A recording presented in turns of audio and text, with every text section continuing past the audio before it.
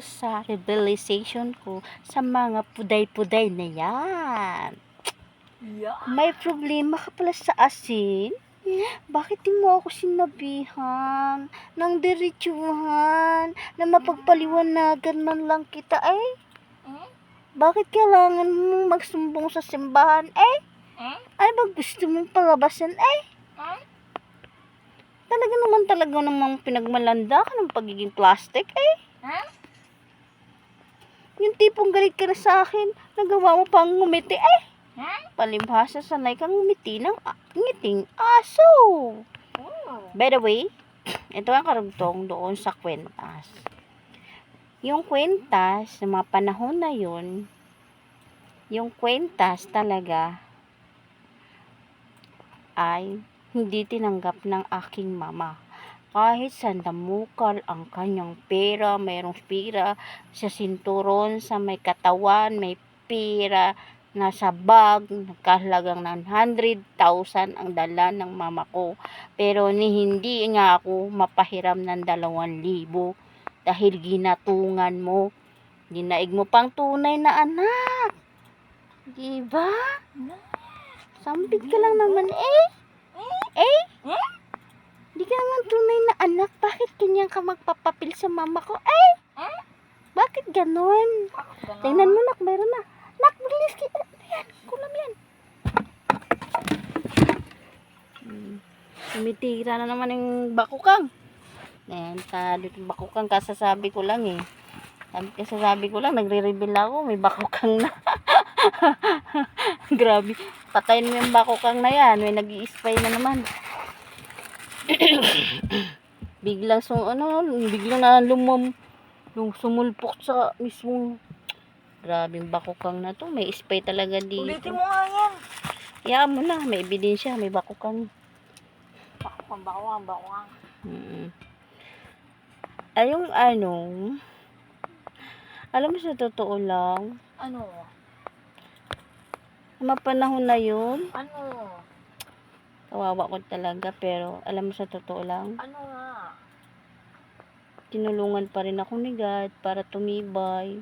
Oh. Sabi pa ng kuya ko, kung tutulong yan, sangla mo. Ano mo? Di sinangla ko. Di pala totoo, sinangla ko. Naku, nasangla ko ng 6,000. Tapos pinakita ko. Wala lang. Diba? Paano? Naunahan mo ako Talaga. Magaling ka talaga dyan Expert ka sa ganyan. Diyan ka expert Samantalang kayo, nakahiram kayo ng 50,000. Samantalang ako, kahit 2,000, hindi napapahiram. Diba? Galing naman. Galing nyo talaga magpaikot ng tao. Kaya hindi na ako magtataka kahit sa buong mundo kaya mong paikutin. Kasi magaling ka magpaikot talaga Sarili ko ng mama Sarili ko nga magulang napapaikot mo. Sarili ko nga kapatid napapaikot mo. How much more yung ibang tao na hindi ka kilala. O diba? Kaya alam ko nang gagawin at gagawin mo yan. Kasi isang kisip mata lang, tumingin ka sa mata ko. Hindi nila alam. Yung mata mo may expert. Biglang ang ganda ng paningin nila Parang Diyosa. Galing. Biglang napapaango ang lahat. Wow. Galing mo talaga. Kinabuhi. Ang galing mo maglaro. Kinabuhi. Tuwang-tuwa ka naman ngayon. Nanalo ka na naman Kinabuhi. Bigyan kita ng jacket dyan. You have a premium. Yung. Dami mong jacket. Ako lang naman to Maghintay ka lang. Pag sigad na sa'yo, magparusa. Sigad na magparusa sa'yo. Ewan ko lang. Kasi lahat ng pagdurusa ko sa mga pinagagawa mo, yan nasa Diyos ko lang naman lahat yun Matagal ako nanahimik.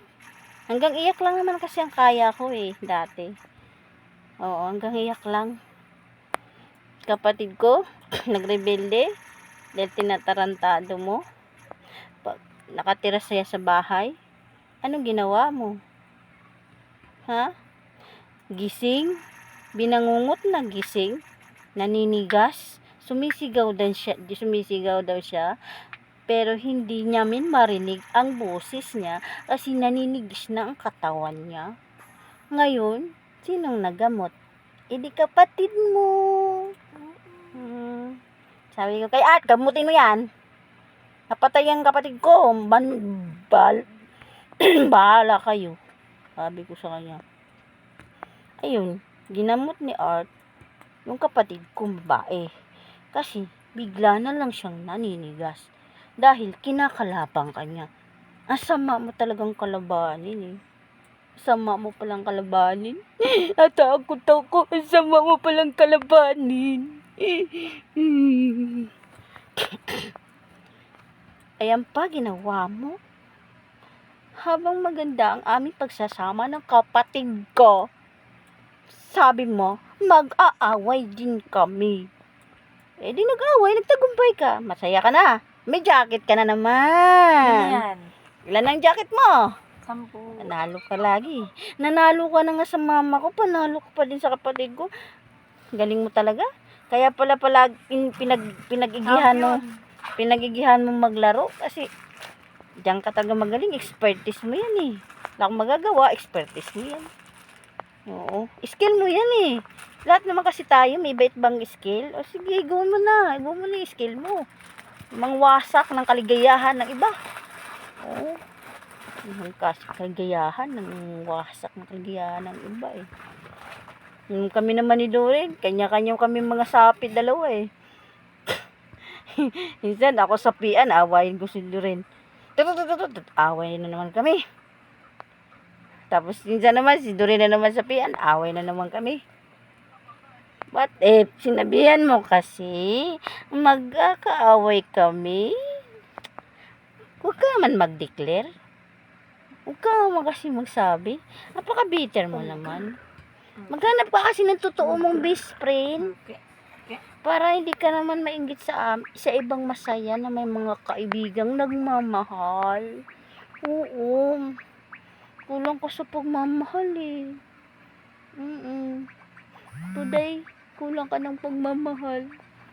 Sana kaawaan ka ng Diyos.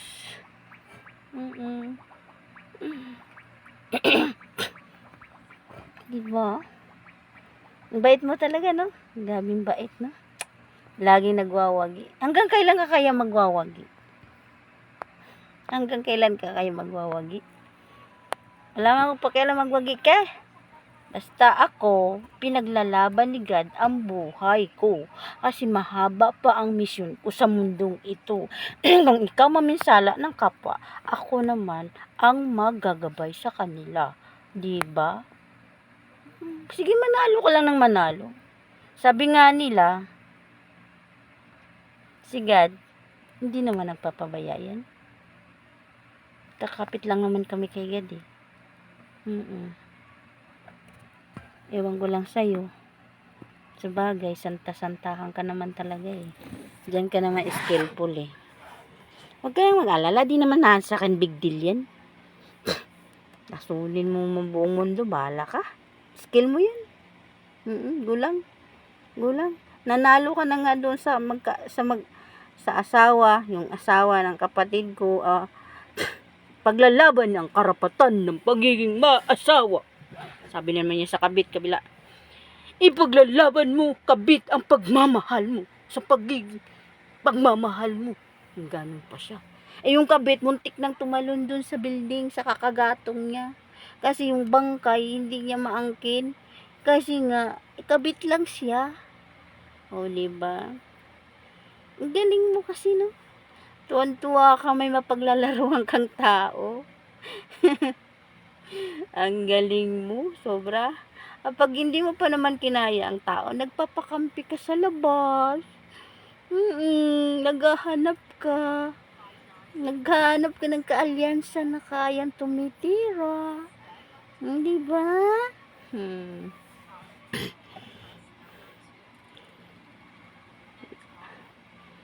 Ay naku, hirap.